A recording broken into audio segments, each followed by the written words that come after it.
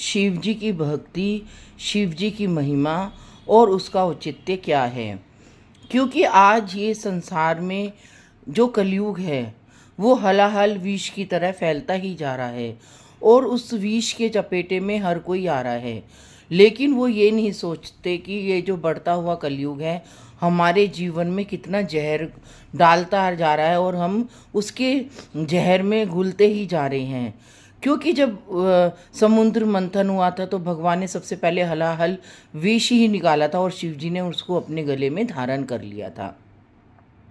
लेकिन आज इस समय कलयुग में कलयुग ही हलाहल विष बनता चला जा रहा है। तभी भगवान ने हम सभी जीवों को शिक्षा देने के लिए उस हलाहल विष को अपने हृदय निकाला समुद्र मंथन में।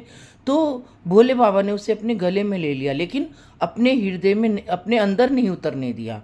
वो इसलिए कि कलयुग तो आएगा लेकिन हमें उसको अपने ऊपर हावी नहीं होने देना है। क्योंकि भगवान को मालूम है था कि कलयुग आएगा और लोग कलयुग के पीछे पागल हो जाएंगे। जैसे दैत्य और राक्षस अपनी अपनी शक्तियों के अपनी अपनी शक्ति के पीछे पागल हो गए थे कि हम ही शक्तिशाली है, हम ही शक्तिशाली है। ऐसे ही कलयुग है।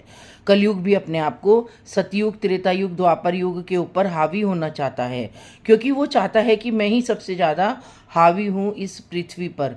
लेकिन उसको ये नहीं पता कि जैसे जैसे कलयुग बढ़ता जाएगा जीव को, वैसे वैसे उसको ही हानि होगी। क्योंकि आगे आने वाले समय में कलयुग इतना बढ़ने वाला है कि त्राही त्राही मच जाएगी इस संसार में।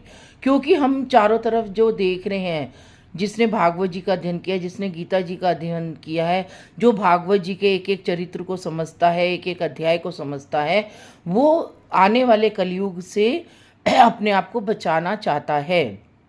लेकिन दुनिया उसको बचाने नहीं देती है। दुनिया अगर वो सत्य भी कहता है तो दुनिया उसको कलयुग में धकेल देती है और उसकी सच्चाई को ही गलत ठहराती है। क्योंकि ये कलयुगी जीव है।